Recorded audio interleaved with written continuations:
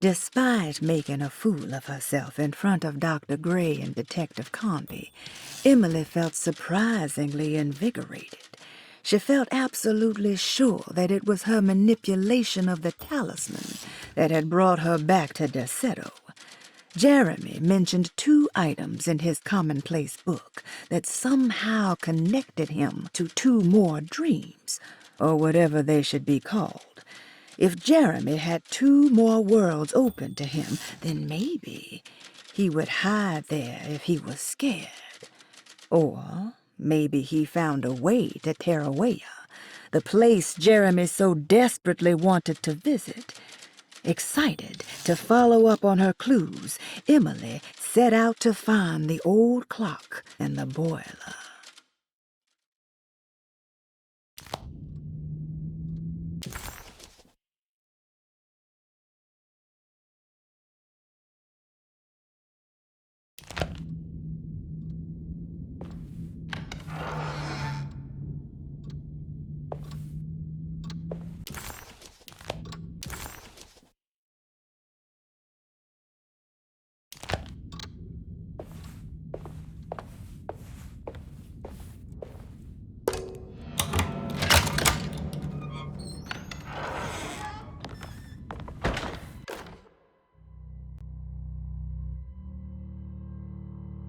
Paul, you're right about the plates on the boiler and the clock. They have been sabotaged, and I think I know who did it. They have something to do with Jeremy's episodes and how he seems to disappear at night. Right now, it's important that you keep an eye out for any of the pieces. I want to find out if I can repair the plates. Let me know if you find any of them. Lottie. Tell Lottie to take a look at the well in the kitchen garden.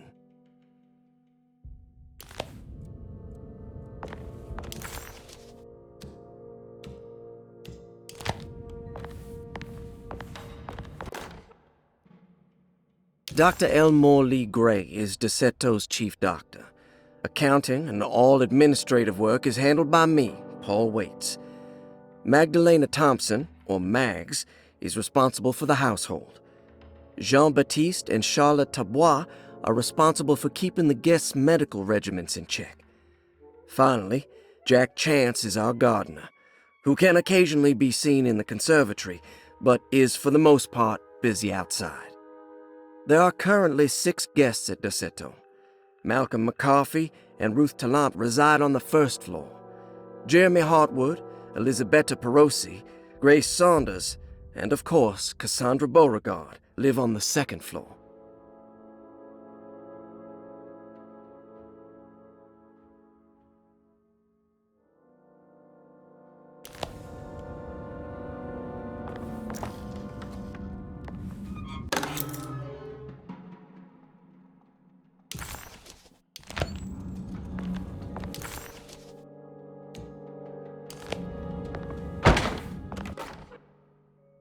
Saw your notice in the boiler room. You should know Mr. Chance won't be coming back. I got no business being in there myself, but you can take a valve from the wine cellar if you want to try to stop the steam pouring out. Be careful.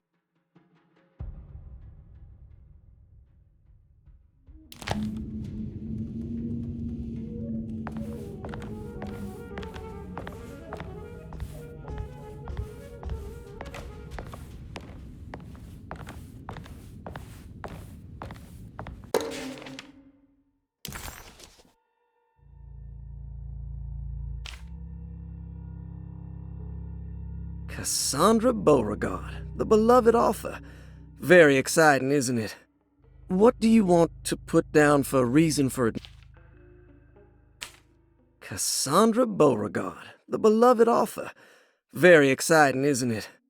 What do you want to put down for reason for admission? What her agent told us. Cassandra suffers from writer's block and needs to finish her moving picture script before the end of June.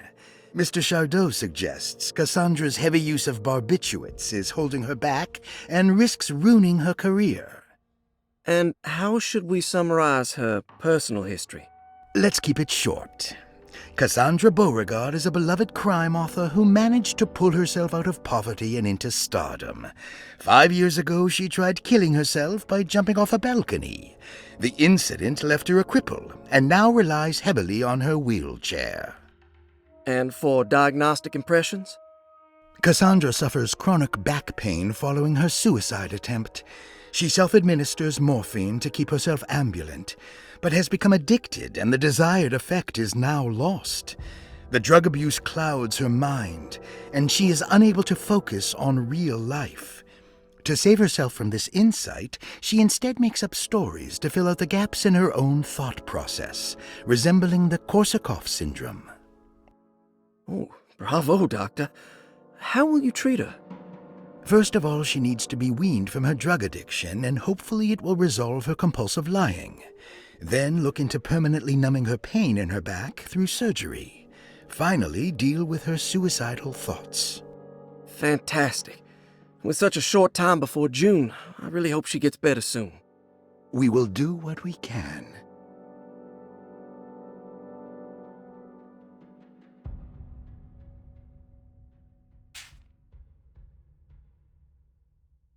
Grace Saunders, 11 years old. Reason for admission? The mother insists on strict supervision by a proper gentleman to avoid further perversion of Grace's adolescence. Personal history? Grace's family possesses modest wealth and status. Her childhood seems ordinary, spending most of her time with private teachers and family friends. Grace's father recently passed away, leaving her mother the sole caregiver. And diagnostic impressions? Grace has trouble dealing with her father's death. She is willingly suppressing her feelings on the matter and isn't properly acknowledging the trauma she suffered. Any planned treatment? Grace needs nothing out of the ordinary. She simply needs parental guidance. Eventually, we can work on her feelings toward her father. Thank you, Doctor. I'll finish the paperwork and get her installed.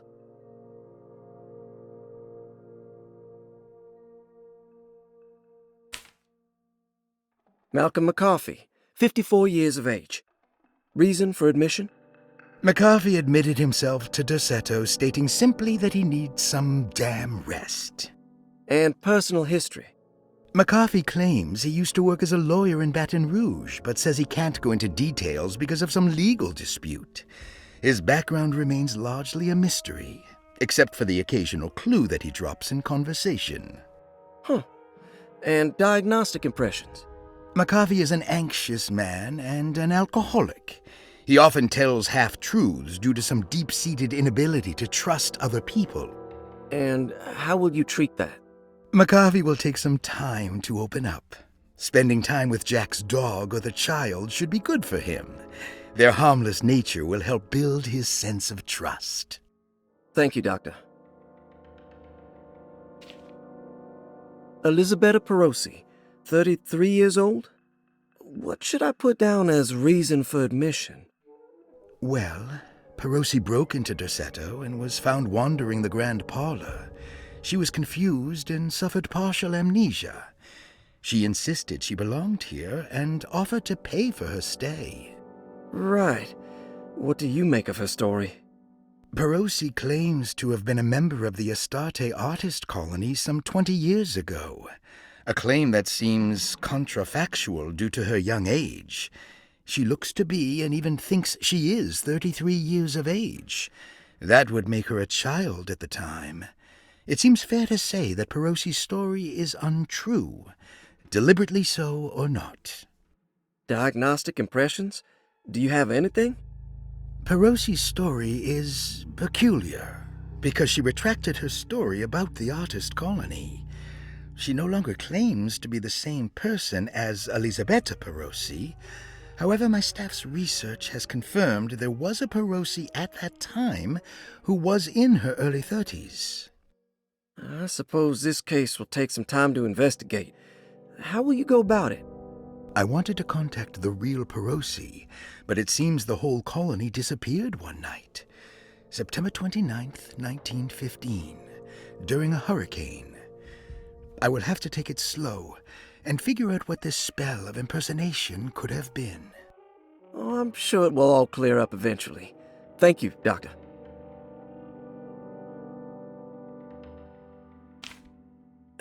Ruth Talon, 29 years of age. Reason for admission? Ruth's father wishes that his daughter be removed from New Orleans nightlife for the foreseeable future. He fears that her overly free spirit is tarnishing the family's reputation. Sounds simple enough. Personal history? Ruth comes from considerable wealth. Her family owns several hotels and restaurants. Unlike the rest of the family, her sense of adventure has taken her around the world, including France during the Great War as a photojournalist. The last decade, she has provoked many rumors of being a debauched flapper, bordering on nymphomania. And diagnostic impressions? Despite her father's frivolous reasons for her to be admitted, Ruth does seem to provide an interesting case.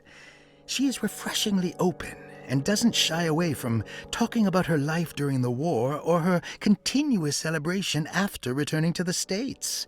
She is admittedly a sexual deviant and feels no remorse. And her treatment plan? Simply staying at Derceto should do wonders for Ruth. If not, at least for her family's reputation. Ruth doesn't need to change, but with therapy I might be able to share with her some sympathy towards her family. I doubt she will settle down and become as dull as the rest of them, but at least she might try to be more discreet in the future.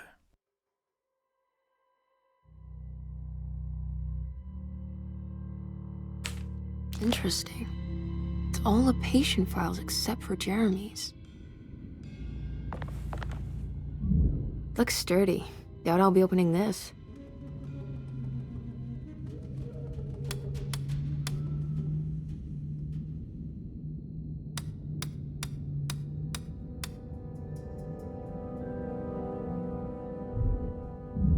Looks sturdy. Doubt I'll be opening this.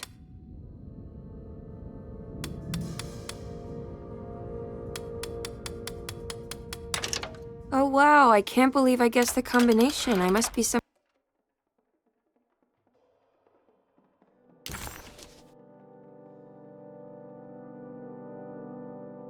kind of genius.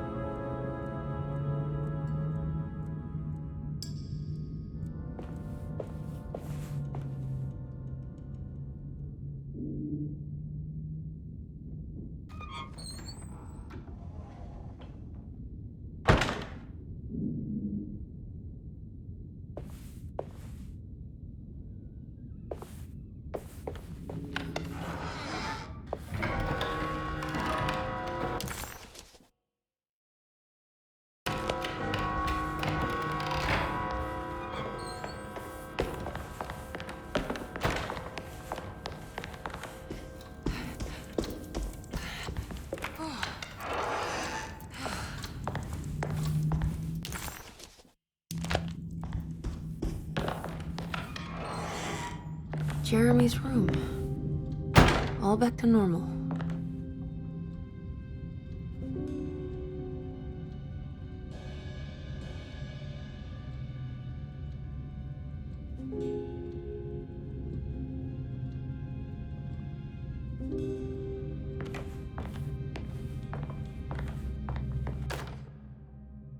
Emily's here. Emily's here. Emily.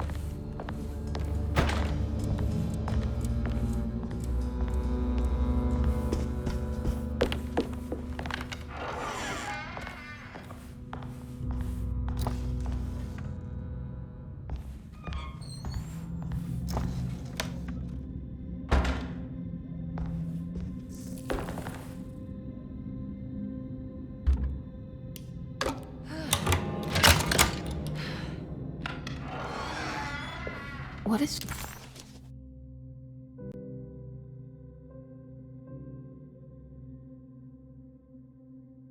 Strange but beautiful room. I did it! I crossed the thresholds to my intended destination without a focusing device. My talisman now knows these roads, and I have no need for the plates.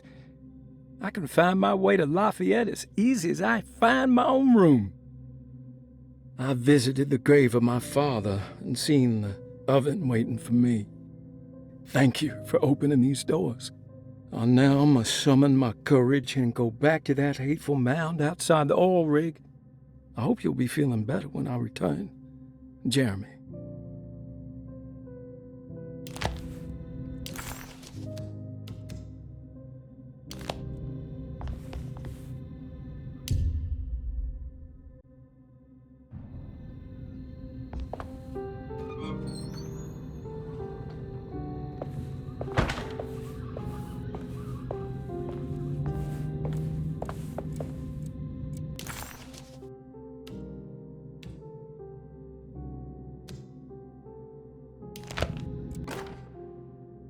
Will I need to remember how to get them out again? They are locked up for good reason. I am sure she is still able to whisper the answer in the ears of the wrong people. But not for long. I will see her burned soon enough. That black goat will be sacrificed to put an end to it all. Then it will all be over. No more Derceto, and sadly, no Astarte. Those good pirates of Pontchartrain. May you still sail the lake, until you find the shores of Hali.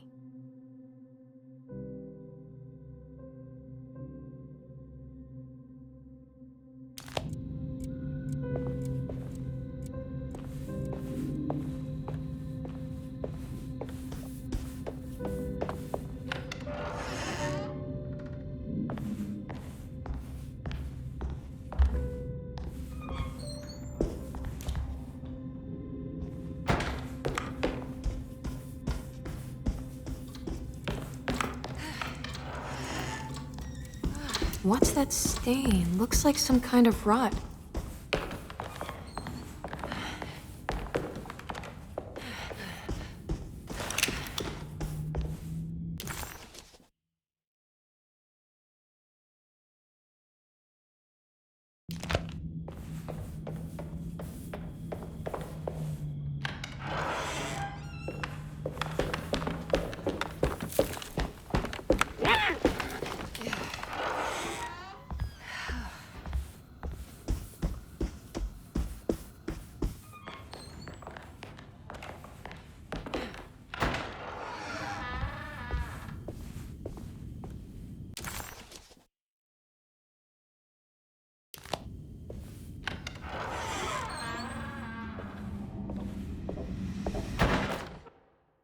You know, Mr. Waits, I saw a piece of the plate that Liza broke. I think she's been hiding them. She's not very good at it. She just chucked it into the little room with all the tools behind the boiler. I left it there. I didn't want to embarrass her by picking it up while she was looking. We went upstairs instead and played backgammon. I let her win, because she's so unhappy. The piece looked like the one on display in Cassandra's room. You know about that one already, right? Or is your eyesight really that fuzzy? I hope you don't feel bad about your glasses. You only look stupid when you squint. Maybe if you had more eyes, you would see these things. I wish you had all the eyes you needed. Your best and favorite guest, Grace.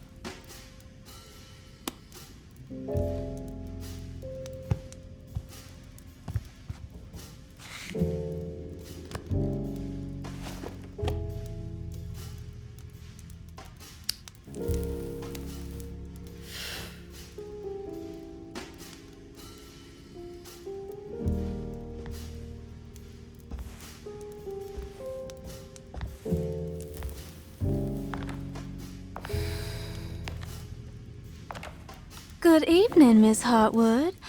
That is your name, isn't it? I would be terribly embarrassed if it wasn't. You're right. Emily Hartwood, Jeremy's niece. Nice to meet you. Ruth Talon.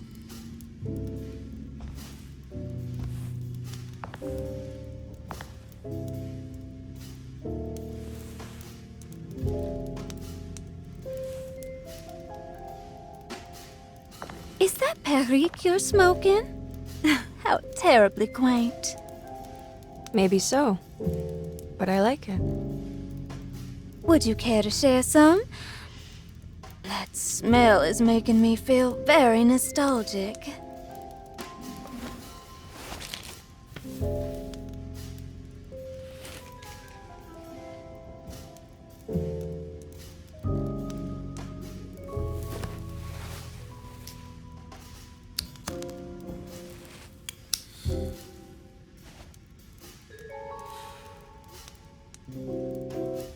Is it all that you hope for? I enjoy your light mockery, Miss Hartwood. I can tell we would make great friends. How flattering.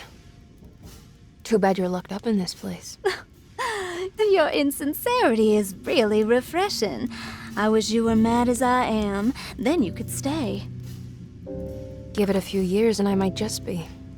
Lunacy is one of my family's few privileges. Oh, good. I'll be looking forward to it.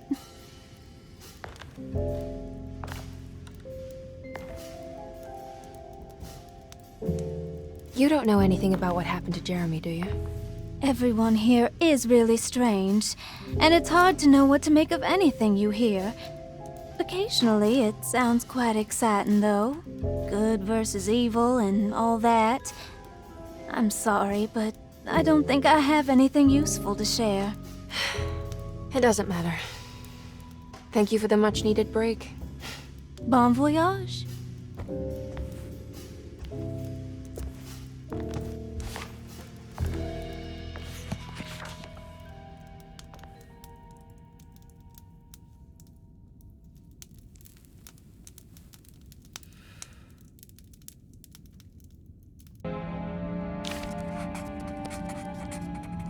Emily felt surprised by how much she enjoyed the company of Ruth. There was something familiar and friendly about her, like they were old friends that simply forgot about each other.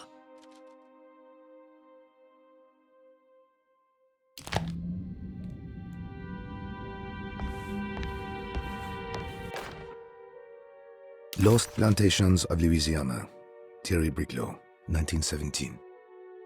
Derceto was a small plantation on the eastern shore of Lake Pontchartrain. The land was considered difficult for industry and was sold for only $30 to Elijah Pickford in 1818.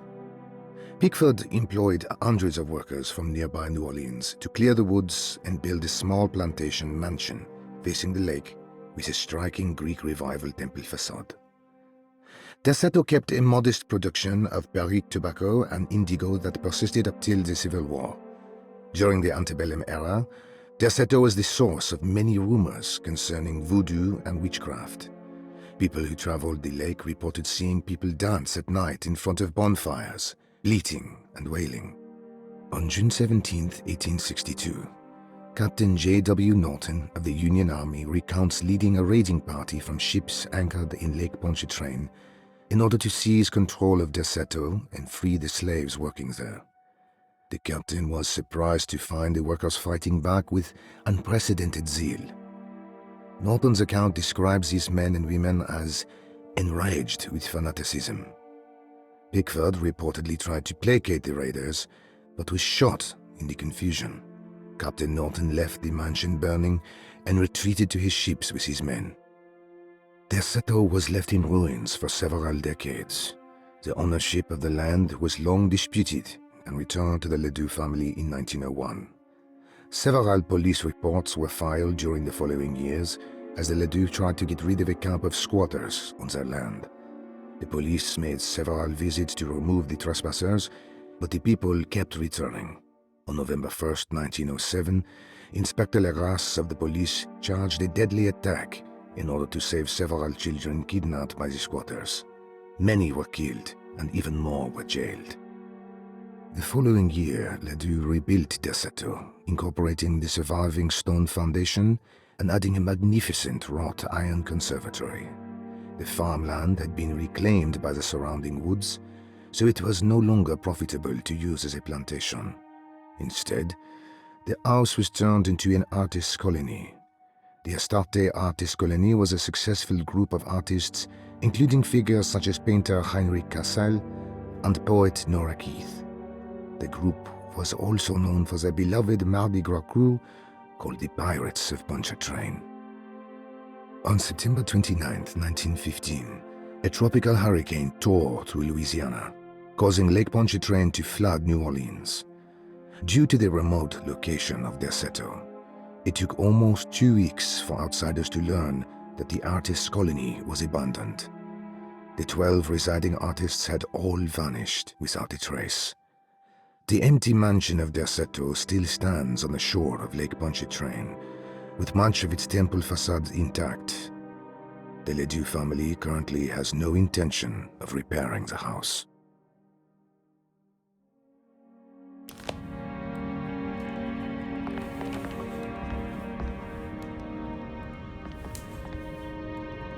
Are you reading anything good? A Brightness from Afar by Lord Boleskine. It's actually not bad.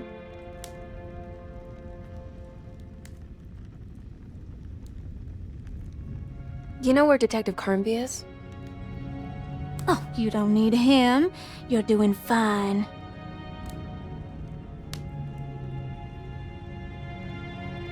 I should probably go. Until next time, chérie.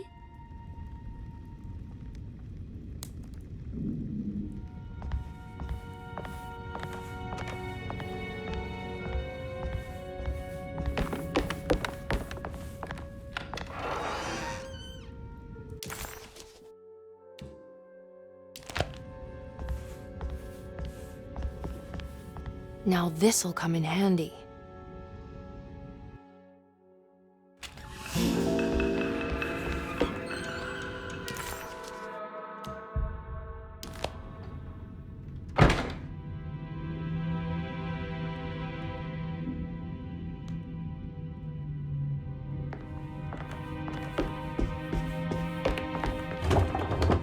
It's blocked.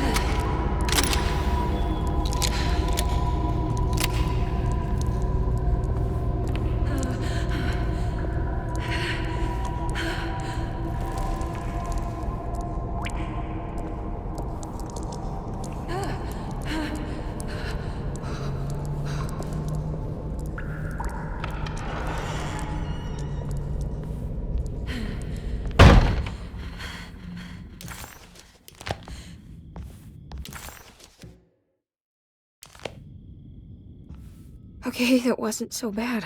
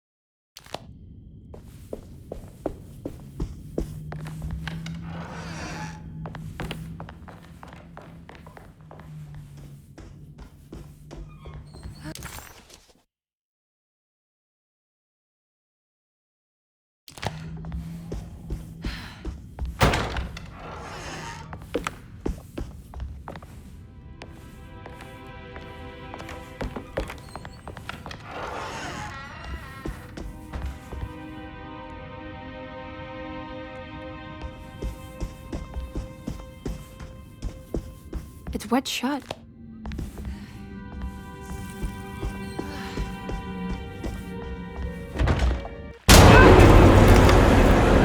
What is going on?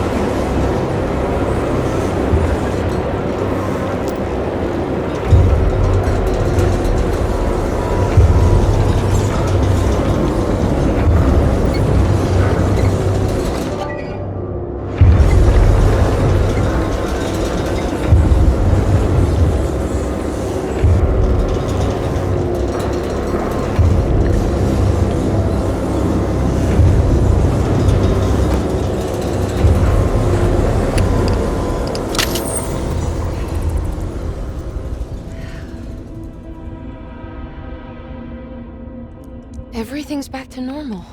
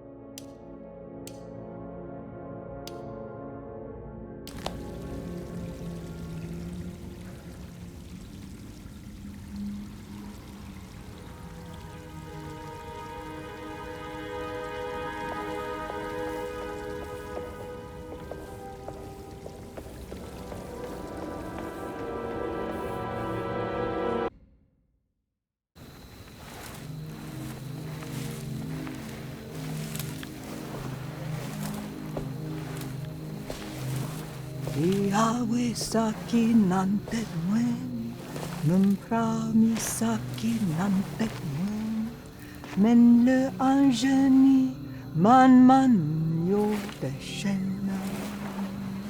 What are you doing sneaking around? You almost scared me to death. I'm sorry. I didn't mean to disturb your ritual. I wouldn't have guessed voodoo was in practice at a place like this.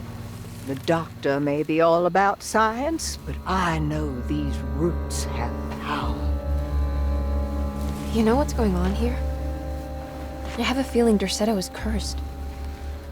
There are several players with stakes in this game. Derceto isn't cursed or blessed. It's a battleground.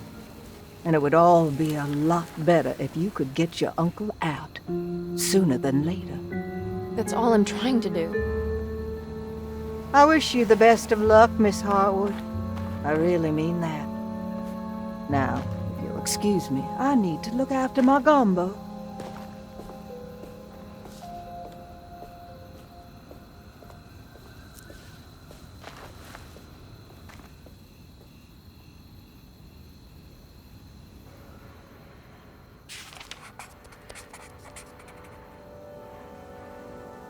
The housekeeper buried something in the flower patch beneath one of Dr. Gray's windows.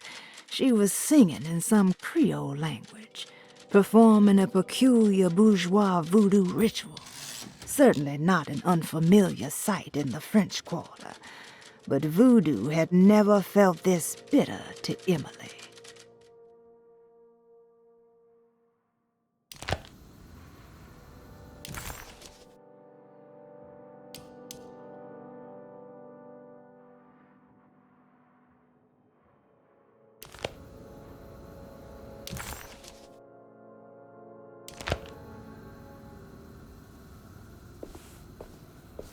What's that?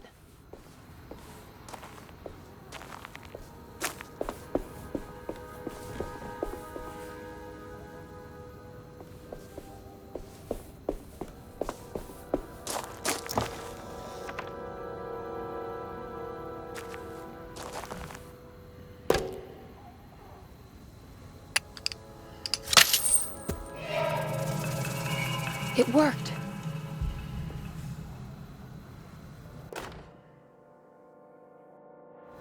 Now what's this?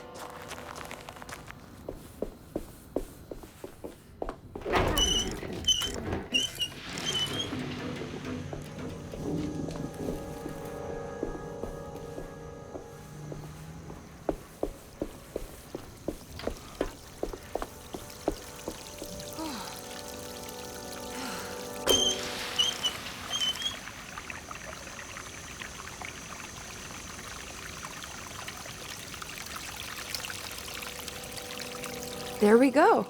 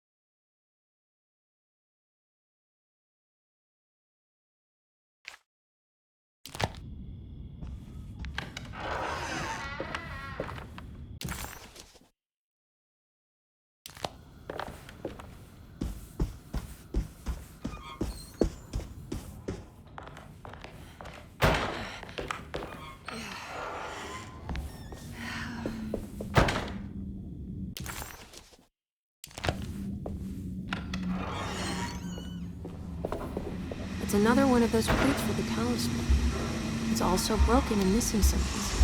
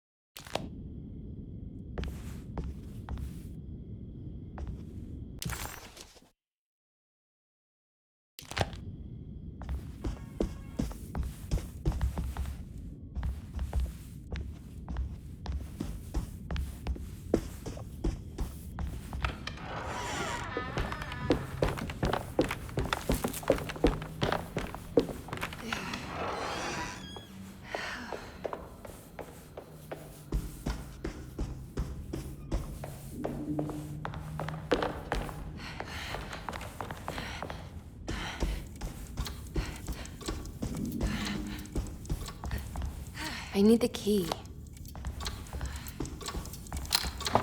This must be the clock This looks like the thing that held the talisman in the French Quarter, but it's broken and missing some pieces. The old clock was an intricate... The old clock was an intricate machine with eccentric astronomic motifs, but nothing appeared particularly unusual to Emily.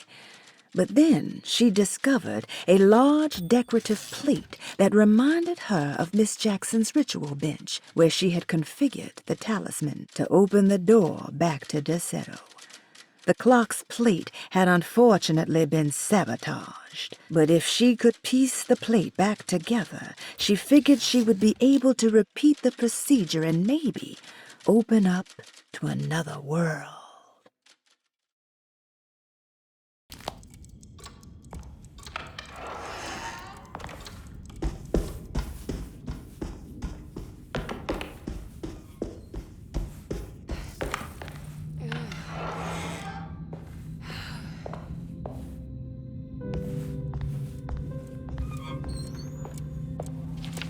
The Astarte Artist Colony. I'm pretty sure they had a Mardi Gras crew called the Pirates of Pontchartrain when I was a child. The simple astrology cipher was a favorite among the artists who lived in the house 20 years ago. They easily turned into numbers when needed, but also acted as signatures for the members, as there were only 12 of them.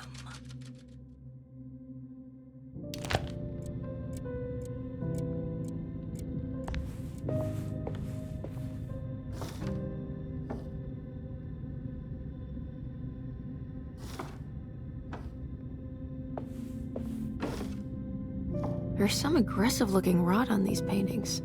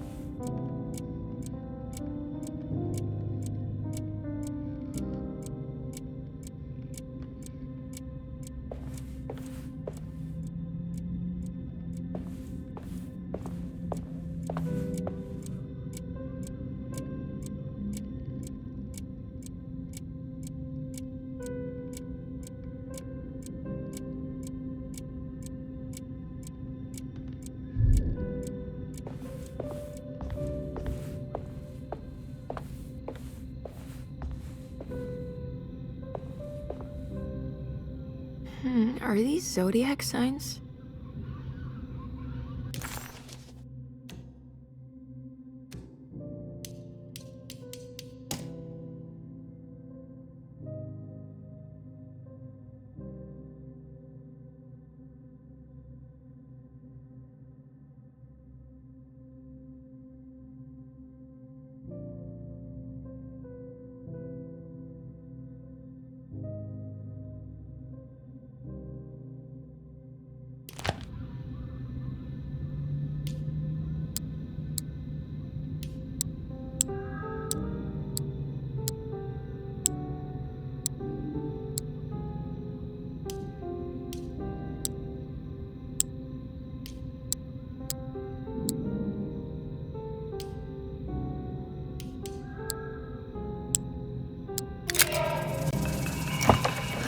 Here we go.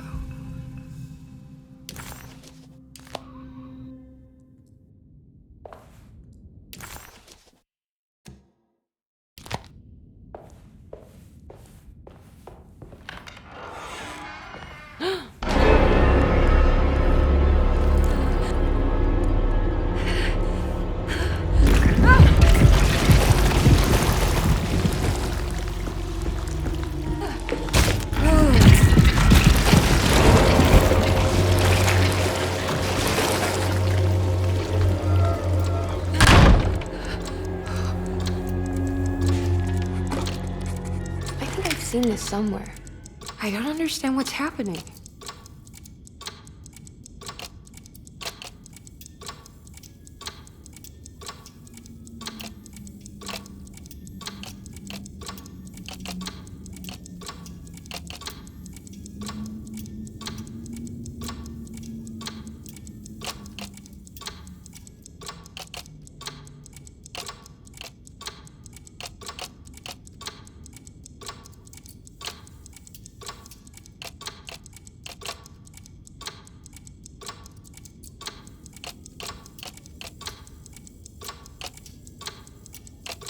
There was something in Jeremy's notebook about this.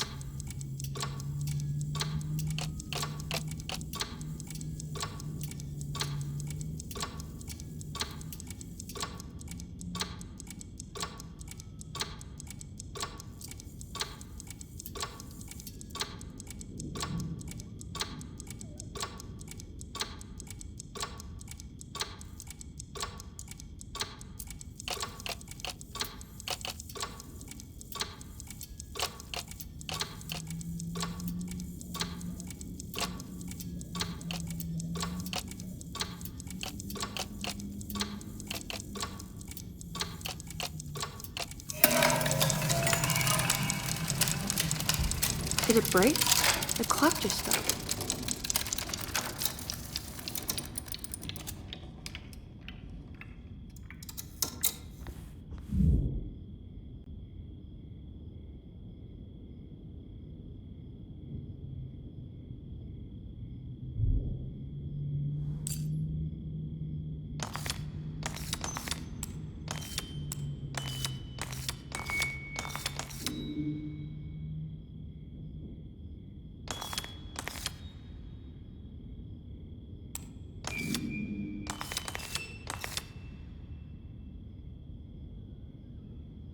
It's showing me something. That's just the hallway outside Jeremy's room, isn't it?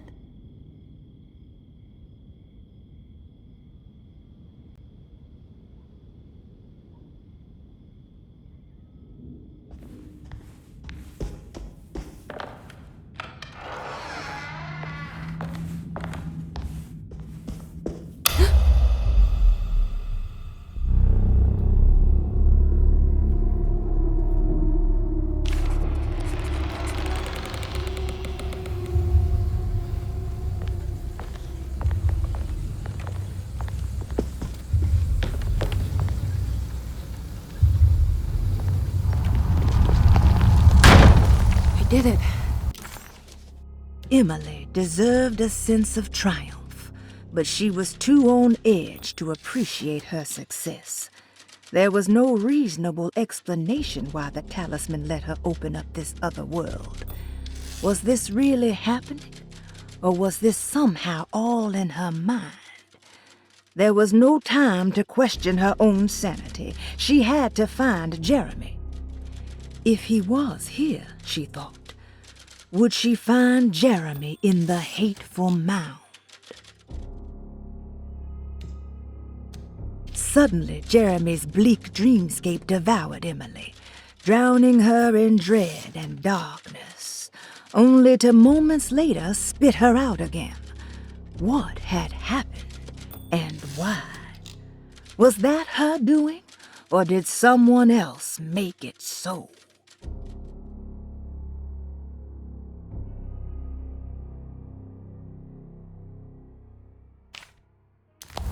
I opened up another dream.